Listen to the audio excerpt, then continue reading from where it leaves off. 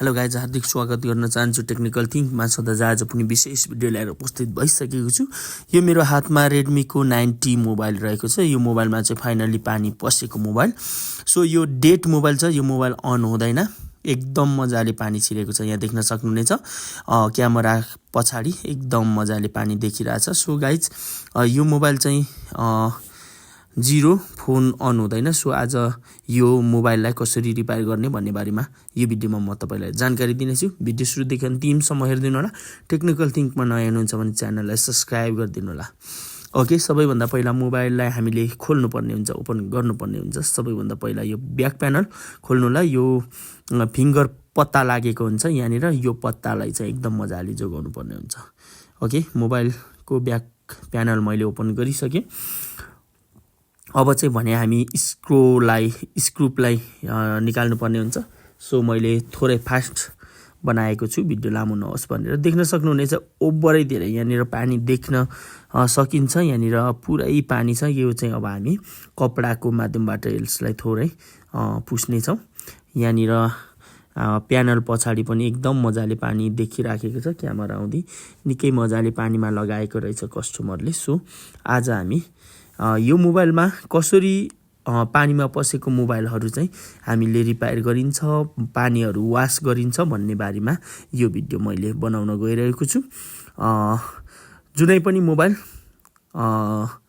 हामीले यही तरिकाले पानीलाई वास गर्नुपर्ने हुन्छ, मोबाइल वास गर्नुपर्ने हुन्छ। यो भिडियोमा म तपाईलाई सबै जानकारी दिनेछु। सबैभन्दा पहिला यो सबै डिसेबल गर्नुपर्ने हुन्छ, सबै निकाल्नु पर्ने हुन्छ। अनि त्यसपछि सबै कहाँ छ पानी एकदम मजाले वास गर्नुपर्ने हुन्छ अनि मजाले सुकाउनु पर्ने हुन्छ। सो यो मदरबोर्डलाई हामी बाहिर निकालौँ। ओके, यो क्यामेराहरूलाई एकदम मजाले सेभ गर्नुपर्ने हुन्छ। क्यामेरामा धेरै वास गर्दाखेरि पेट्रोल थिनरहरू पस्यो भने क्यामेराले काम गर्दैन, राम्रो हुँदैन। सो यो पछाडि पनि पुरै पानी हामीले देख्न सक्छौँ। पानीमा पस्दाखेरि यस्तै खालको हुन्छ प्राय गरेर, पानीले धेरै असर गर्छ मोबाइलहरू। सो हामीले जति सक्दो चाँडो पानीलाई वास गर्नुपर्ने हुन्छ, सुकाउनु पर्ने हुन्छ। यो हाम्रो आइसी एमएमसी आइसीको पछाडि के कस्तो छ हामीले चिना उकायौँ, त्यति धेरै पानी यहाँनिर देखिएन। सो सबै हामीले यो प्लेटहरू उकाउनु पर्ने हुन्छ। त्यसको पछाडि कतिको पानीले इफेक्ट गरेको छ भनेर हामीले चेक गर्नुपर्ने हुन्छ। ओके, यहाँनिर खासै पानी देखिएन।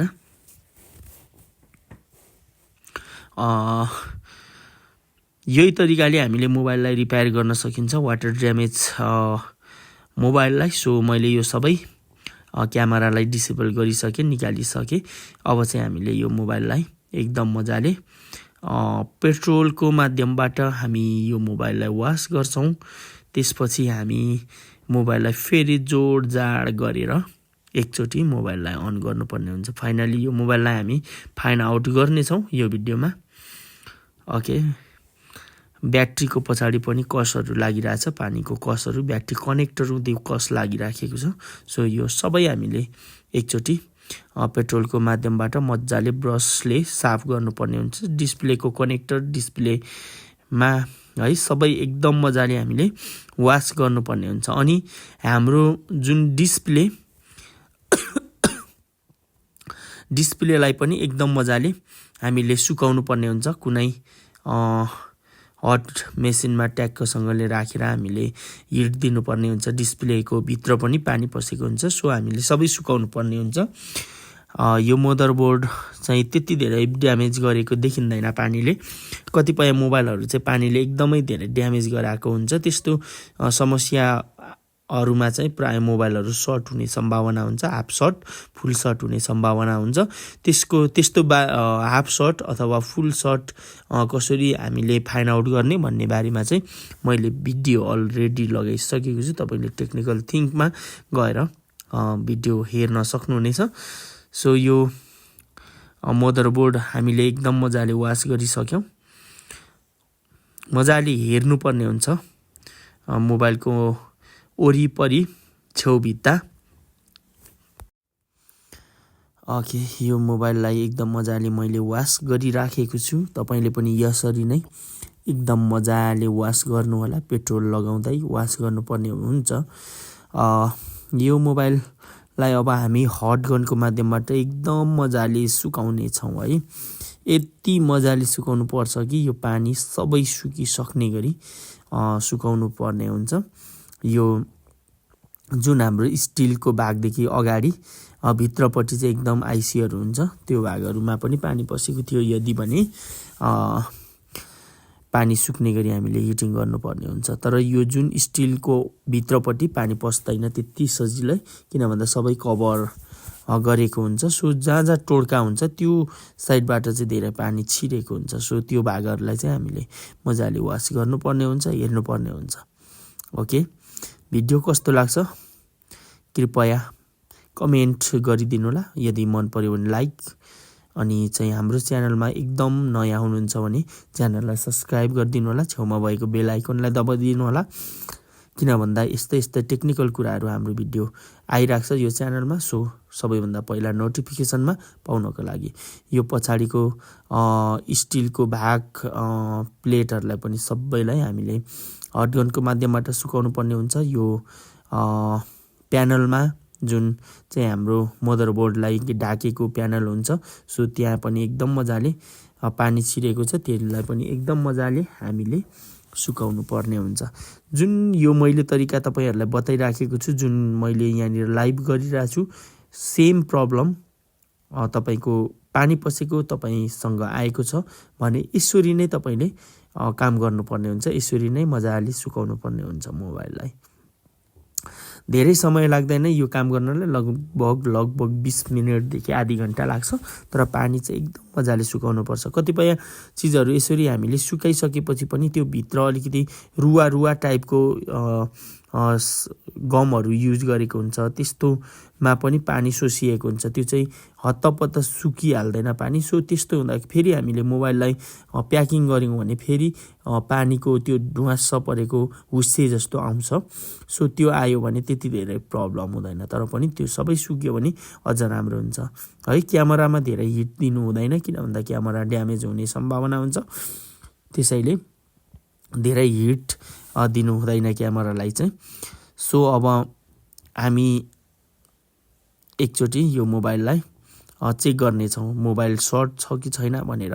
फाइनल्ली हामी ब्रज रम मोडमा राखेर यहाँनिर हामी टेस्ट गर्नेछौँ। ओके, ग्राउन्ड पोइन्ट एकदम गुड छ, पोजिटिभ लाइन ओके।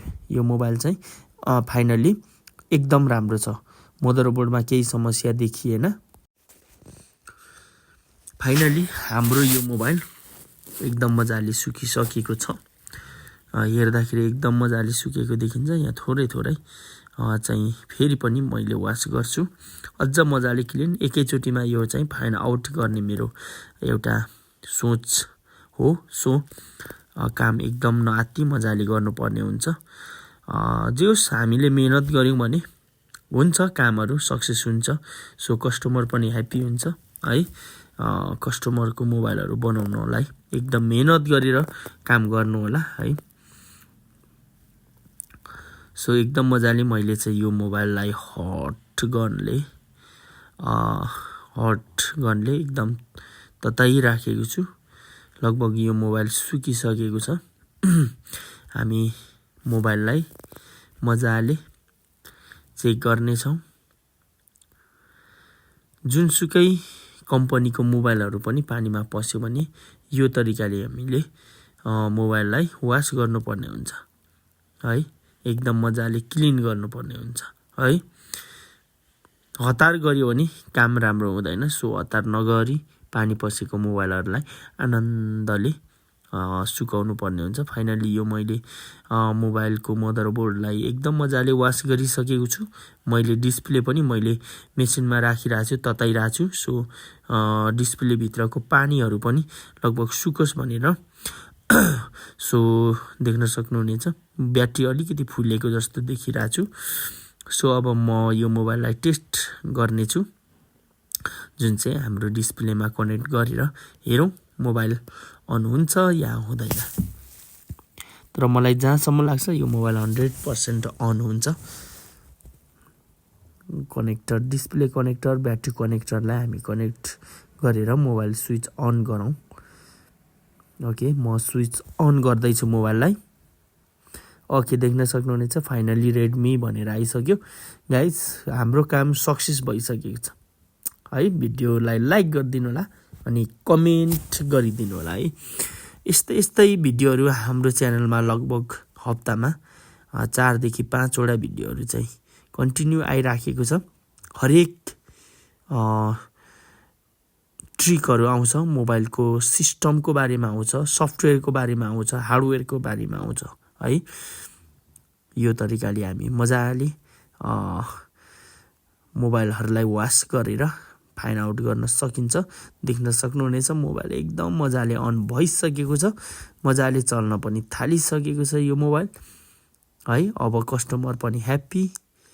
सो हामी मोबाइललाई एकचोटि मजाले चार्ज गरेर पनि हेर्नेछौँ है, मोबाइल चार्ज हुन्छ या हुँदैन। ओके, देख्न सक्नुहुनेछ मोबाइल चार्ज पनि एकदम मजाले भएको छ है। एकदम मजाले मोबाइल पनि अन भयो। सो यसरी हामीले मोबाइललाई बनाउन सकिन्छ। जुन पानीमा पसेको मोबाइल, डेड भएको मोबाइललाई यो टाइपले बनाउनु पर्ने हुन्छ। सो अब यो मोबाइललाई चाहिँ एकदम म फाइनल्ली है 100% मोबाइललाई प्याक गर्नेछु है।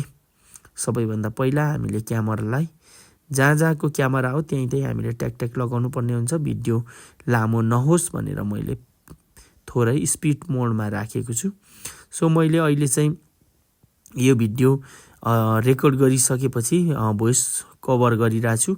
किन भन्दा दिउँसो पसलमा चाहिँ ओभरै धेरै फिडब्याक बाहिरको आउने भएर अथवा साइडको पसलमा गीतहरू बज्ने हुनाले मैले यो रेकर्ड गरिराखेर मैले भोइस कभर गरिरहेको छु। किन भन्दा यो हुँदाखेरि अलिकति सजिलो अनि सहज पनि हुन्छ अनि एकदम क्लियर भोइस पनि हुन्छ। यो हामी एकचोटि चार्जिङ सेक्सनलाई पनि हेरौँ, यहाँनिर पानी छ या छैन भनेर। यो चाहिँ हामीले अघि पनि हेरेको थियौँ न। सो एकचोटि हेरौँ, एकदम क्लिन छ यो है। सो एकदम क्लिन छ, यसलाई हामीले केही गर्नु पर्दैन, क्लिन भएको भागलाई केही गर्नु पर्दैन है। सो जुन चाहिँ पानीले धेरै इफेक्ट गरिरहेको छ, जहाँ चाहिँ पानीले धेरै इफेक्ट गरिरहेको छ त्यो चाहिँ हामीले क्लिन गर्नै पर्ने हुन्छ है। थोरै मात्रै मिस्टेक भयो, थोरै प्रब्लम मात्र आयो मोबाइलमा भने पनि मोबाइल चाहिँ अन हुँदैन है। सो त्यही भएर हामीले एकदम मजाले क्लिन गर्नुपर्ने हुन्छ। सो हाम्रो मोबाइल चाहिँ फाइनल्ली डन भइसकेको छ है। अब हामी मोबाइललाई फटाफट प्याक गरेर अब हामी फोनलाई अन गर्नेछौँ है। भिडियो कस्तो लाग्यो मन पर्यो भने लाइक, कमेन्ट, सेयर गरिदिनु होला। टेक्निकल थिङ्कमा नयाँ हुनुहुन्छ भने च्यानललाई सब्सक्राइब गरिदिनु होला। भन्दै आजको भिडियो यति नै। हवस् त, bye bye, see you again.